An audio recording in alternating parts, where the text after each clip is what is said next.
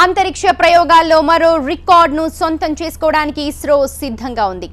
షార్ కేంద్రం నుంచి GSLV mark 3 ప్రయోగం మరి కాసేపట్లో జరగనుంది. శ్రీహరికోటలోని షార్ కేంద్రంలో అధికారులు ఏర్పాట్లు పూర్తి చేశారు.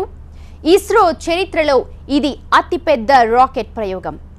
10 ఏళ్ల పాటు ఈ ఉపగ్రహ సేవలు అందించనుంది. ఈ ఉపగ్రహం బరువు 3136 కిలోలు. కమ్యూనికేషన్ శాటిలైట్ల ద్వారా దేశంలో హై స్పీడ్ ఇంటర్నెట్ అందుబాటులోకి రానుంది. జిఎస్ఎల్వి మార్క్ 3 రాకెట్ ద్వారా GSAT-19ను అంతరిక్షంలోకి పంపనుంది ఇస్రో. మార్క్ 3 ప్రయోగం ద్వారా మరో 2 శాటిలైట్లను అంతరిక్షంలోకి పంపుతున్నారు. అది పూర్తయిన తరువాత దేశంలో హై స్పీడ్ ఇంటర్నెట్ పూర్తి స్థాయిలో అందుబాటులోకి వస్తుంది. ఉన్నత స్థాయిలో నాణ్యమైన ఇంటర్నెట్, ఫోన్, వీడియో సర్వీసులు అందుబాటులోకి వస్తాయి.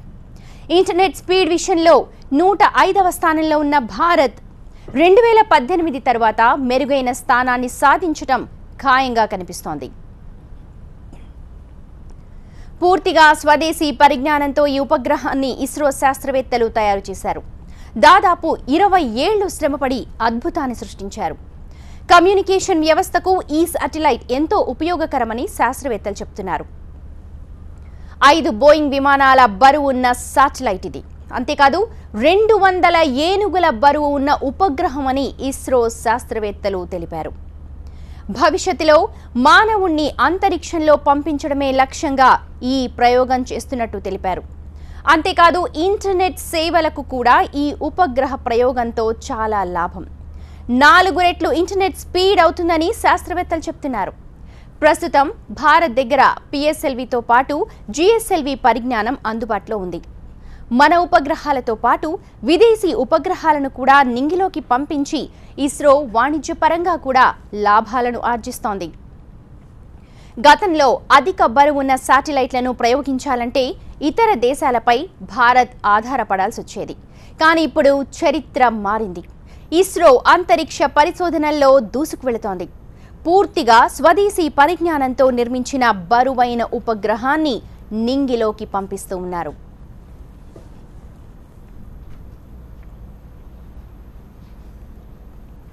L110 stage being moved to SSAB.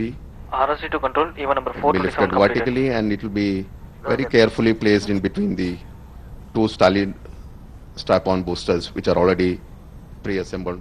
Sriharikota నుంచి మా ప్రతినిధి మురళి మనకు మరింత సమాచారం అందిస్తారు. మురళి, నిర్దేశిత సమయం ఏంటి? ఎంత సమయం ఉంది ఇంకా రాకెట్ ప్రయోగానికి?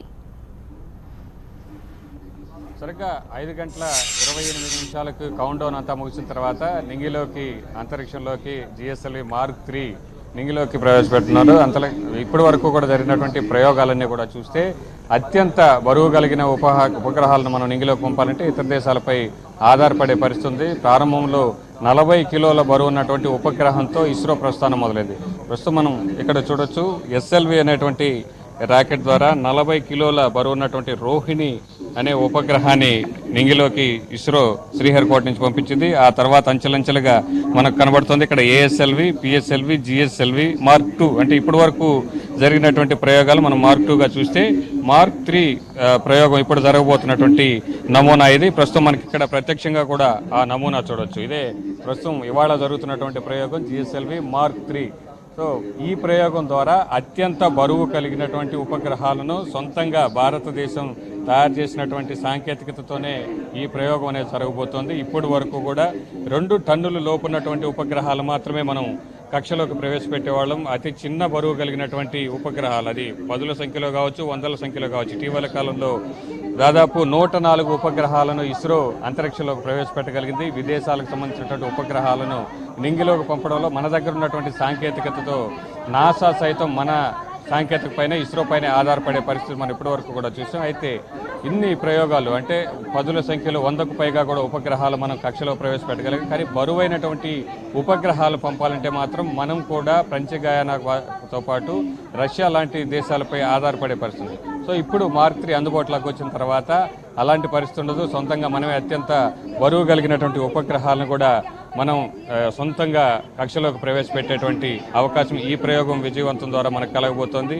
ఇప్పటిదాకా చిన్న ఉపగ్రహాలను ఇతర దేశాలన్నింటికీ కూడా కమర్షియల్ రంగంలో మనం పైచేయి సాధించాం. ఇకపై అత్యంత బరువు కలిగిన అంటే 4 టన్నుల బరువు కలగ ఉపగ్రహాలను సైతం నింగిలోకి పంపే సాంకేతికత ఈ ప్రయోగం విజయవంతంతో అందుబాటులోకి రాబోతుంది. దీంతో కమర్షియల్గా మరొక ప్రయోగాలు అంటే మరొక తరహా ప్రయోగాలు కూడా మనమే విదేశాలకు సైతం సేవలు అందించేటువంటి అవకాశం ఉంది. సో మనం చేసుకున్నటువంటి మన దేశ అవసరాల కోసం అతి తక్కువ ఖర్చుతో ప్రయోగాలు చేసుకోవడంతో పాటు ఆదాయ మార్గంగా కూడా ఈ జిఎస్ఎల్వి మార్క్ 3 ఇస్రో మన భారతదేశానికి ఒక అవకాశం ఇవ్వబోతోంది. సో దీంతో పాటు ఇప్పటి వరకు కూడా జిఎస్ఎల్వి ప్రయోగాలకు కీలకమైనటువంటి క్రయోజనిక్ ఇంజిన్ అంటే క్రయోజనిక్ సాంకేతికతను మనం సొంతంగా తయారు చేసుకున్నాం. రాబోయే రోజుల్లో సెమీ క్రయోజనిక్ను కూడా సొంతంగా తయారు చేసేటువంటి ప్రక్రియ ఇప్పటికే ప్రారంభమైంది. దాదాపు గ్రౌండ్ టెస్ట్ కూడా పూర్తయినటువంటి పరిస్థితి.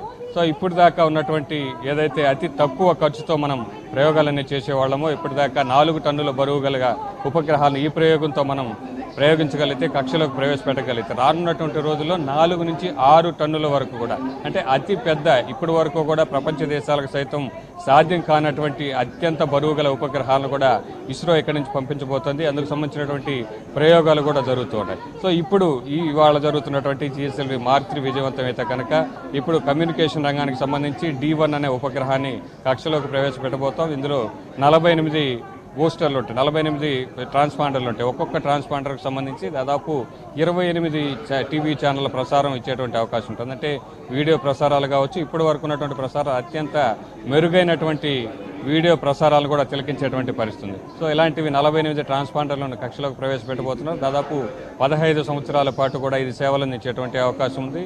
ఇందుకోసం దాదాపు 17 సంవత్సరాలుగా ఇస్రో కృషి చేస్తోంది. C-25 అనేటువంటి అంటే ఈ ప్రయోగంలో అతి కీలకమైనటువంటి 3వ దశలో ఉండేటువంటి ఇంధనం అనమాట.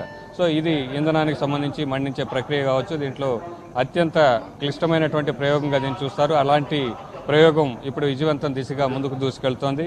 సో మరికొద్ది నిమిషాల్లోనే 5 గంటల 20 నిమిషాల కంటే 25 గంటల కౌంట్డౌన్ నిన్న మధ్యాహ్నం 4 గంటల 28 నిమిషాలకు కౌంట్డౌన్ అనేది ప్రారంభమైతే 25 గంటల తర్వాత మరికొద్ది నిమిషాల్లోనే నింగిలోకి వెళ్ళబోతోంది. దానికి సంబంధించినటువంటి ఏర్పాట్లన్నీ కూడా ఇప్పటికే దాదాపు పూర్తయ్యాయి. ఇస్రో శాస్త్రవేత్తలందరూ కూడా 0 పాయింట్లో ఉన్నారు. అక్కడ మనకు కనబడుతోంది. ఇక్కడ శాస్త్రవేత్తలందరూ కూడా ప్రయోగానికి సంబంధించి ముందుగా అన్ని ఏర్పాట్లు కూడా పర్యవేక్షిస్తున్నటువంటి పరిస్థితి మనకు కనబడుతుంది. ఇక్కడ చూడొచ్చు ఇస్రో చైర్మన్ కిరణ్ కుమార్తో పాటు మిగిలినటువంటి శాస్త్రవేత్తలందరూ కూడా ఇప్పటికే 0 పాయింట్కి చేరుకున్నారు. కౌంట్డౌన్ ప్రక్రియను వారంతా కూడా పర్యవేక్షిస్తున్నారు. అయితే ఇప్పటి వరకు కూడా జిఎస్ఎల్వి ప్రయోగాలు విజయవంతమయ్యాయి. కానీ తొలిసారిగా జిఎస్ఎల్వి మార్క్ 3 అనేది ఒక కొత్త తరహా మాడ్యూల్తో జరుగుతున్నటువంటి ప్రయోగం. కొంత టెన్షన్ అయితే శాస్త్రవేత్తలో ఉంది. తొలిసారిగా అంటే ఒక్కొక్క మాడ్యూల్కి సంబంధించి ఏఎస్ఎల్వి కావచ్చు, పిఎస్ఎల్వి కావచ్చు, జిఎస్ఎల్వి కావచ్చు, వీటన్నిటిలో తొలిసారి జరిగినటువంటి ప్రయోగాలు ఏవి కూడా సక్సెస్ అయినటువంటి పరిస్థితి లేదు. ఆ సక్సెస్ రేటు చాలా తక్కువగా ఉంది. అపజయాలనేటివి గతంలో చూసినటువంటి పరిస్థితి. సో ఇవాళ జరుగుతున్నటువంటి ఈ ప్రయోగం కూడా జిఎస్ఎల్వి మార్క్ 3 అనేది ఒక కొత్త మాడ్యూల్. సో దీనికి సంబంధించి కూడా కొంత టెన్షన్ అయితే శాస్త్రవేత్తల్లో ఉంది. సో ఈ ప్రయోగం అంటే ఇటీవల కాలంలో వరుస విజయాలు రైట్ మురళి, మరి కాసేపట్లో 5 గంటల 25 నిమిషాలకు అతిపెద్ద రాకెట్ నింగిలోకి పంపించడానికి ఇస్రో అన్ని ఏర్పాట్లు చేసింది. 5 గంటల 25 నిమిషాలకు మార్క్ 3 నింగిలోకి దూసుకు వెళ్తుంది.